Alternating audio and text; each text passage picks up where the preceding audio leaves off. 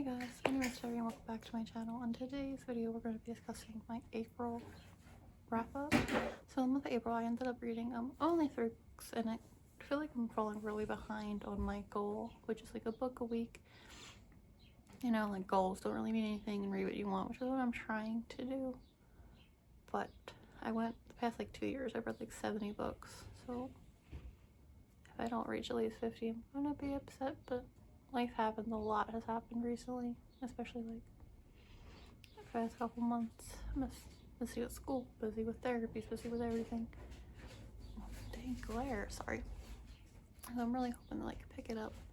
So in April I read 3 books, and the first book I want to talk about is Ninth House by Lee Bardugo.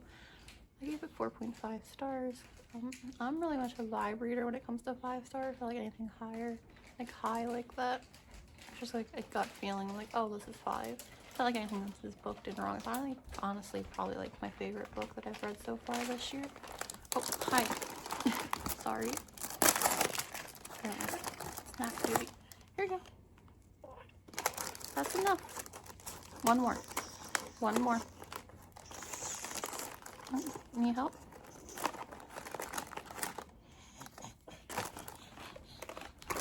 So as I was saying, not like this book did anything wrong. I'm just really vibes. Did it feel like a 5, so I didn't get a 5.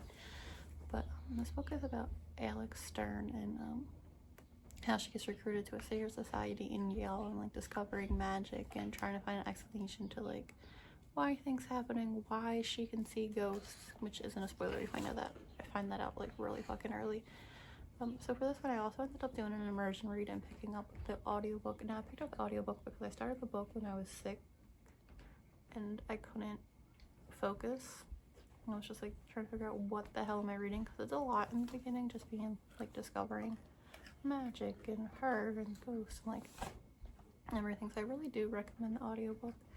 It's also really nice because the book is kind of in dual POV for the majority of it, but the chapters aren't labeled.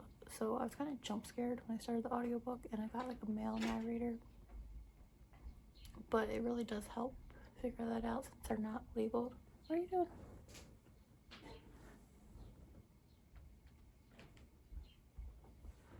Sorry, listening. Hello. Because I lost my train of thought. Oh, narrators. So narrators are really good. I do recommend the audiobook, especially because it does help with like more understanding of the magic. If I do plan to pick up Hellbat, and I would do the same thing, another immersion read. Yeah, I highly recommend. I don't think Lee Bardugo has put out a bad book. Everything I've read from her I've enjoyed, which is like, I've read The Familiar, 9000, I've read everything in the Christianverse. There might be something I'm missing. I think I'm like middle grade that I haven't gotten to, but besides that and like Hellbent, everything's been 4 and above, really good. I highly recommend you read any of her work. So the second book I read in the month of April was Sisters in the Wind by Angeline Boulley. So I read that for the group chat readers book club, and I'm gonna be honest, I wasn't really sure how I was gonna feel about it. It started out really fucking slow. Like I kept reading, even though it was kind of bored, just because I was interested to find out what happened in her past, because like why someone would try to kill her. Also, that's not really a spoiler, I figured that out pretty early too. It happens like first chapter or 2. But I ended up giving it a 4 because of the second half. We really picked up, and then like once things started going, it started going. It did make me uncomfortable because there's some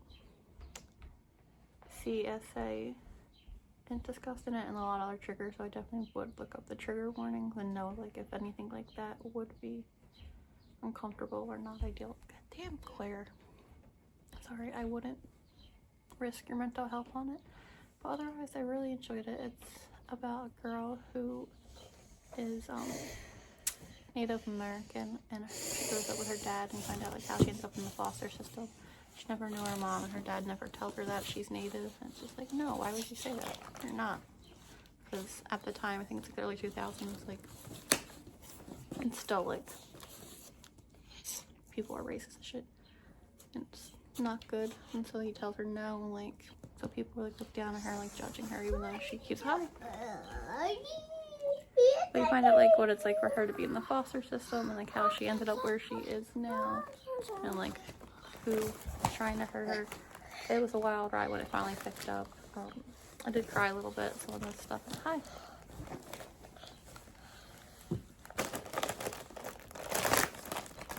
Oh, sorry about any and all the chaos. I'm trying to keep these to be more real, less editing, and more authentic as I could possibly be. And this is kind of just like for me. Hi. Trying to figure out how to block it.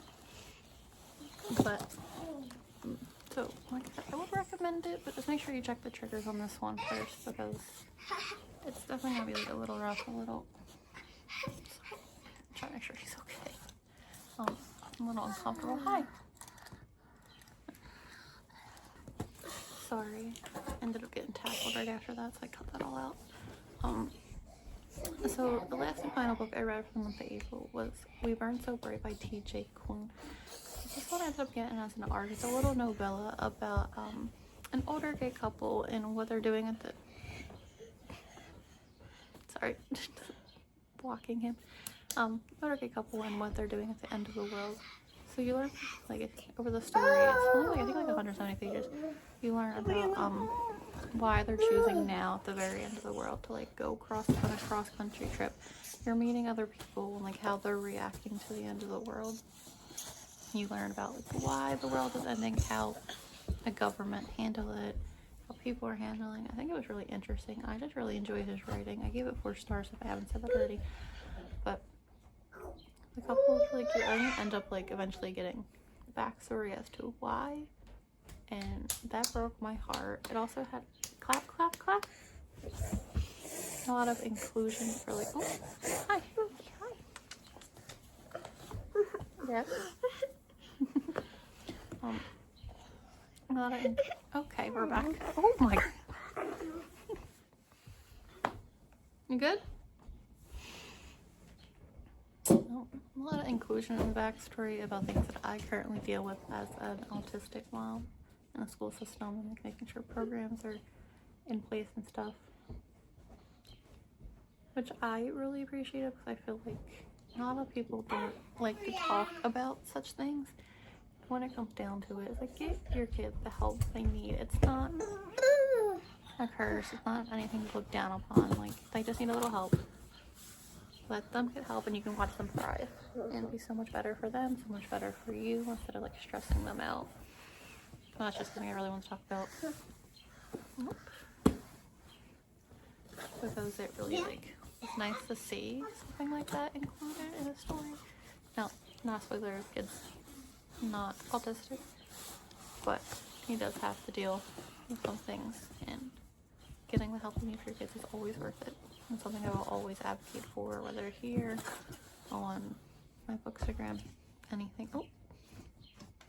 Which is why I said, life's been busy, I'm in therapy. Because besides my oldest autistic son, the youngest is also in therapy multiple times a week and has to go for a diagnosis. So just lots going on here and trying to now juggle this and reading and life. But I think that's all I really have to say about these books. I do recommend every single one I read. Everything was 4 stars and above, so overall a good reading month, just not a lot was read. Yes, baby. You good? Okay. I say a lot when I'm nervous about my hair. So I'm gonna apologize for any all the chaos and the not editing and just trying to be authentic. So thank you so much for putting up with it. And hopefully you like seeing something so real and feeling. Oh, yes, son. Okay. Okay, let me put this. The one last thing before I go is that the day I'm filming this, I think today should be game 1 of round 2 for the Sixers. Like, we beat Boston. Thank fucking God, because this team breaks my heart every year. But I wanted to show off my shirt. Buddy, no. Sorry. The one last thing I was trying to say before, got interrupted and tackled and stuff. I wanted to show off this shirt. I was talking about the Sixers. So let me see if I can angle it down. more.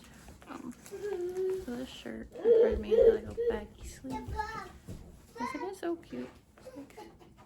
It has like 2 thrifted pieces that she you know, thrifted, sewed them together.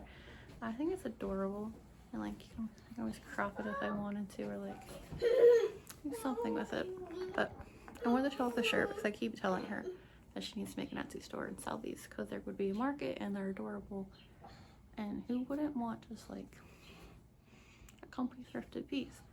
So I'm plugging this in at the end to make sure that you see it. But she's gonna watch it too. So yes, I am shouting you out and making sure people know that you can do this, so that you do it, because of course you should. So if you think you want like a custom made piece like this, or like you think she should open up a store and start selling things, leave a comment, let her know below so that I can get more thrifted pieces and you can get some thrifted pieces for a good price. And they're adorable. Anyway, thanks for watching, and she's gonna hate me for this. Goodbye.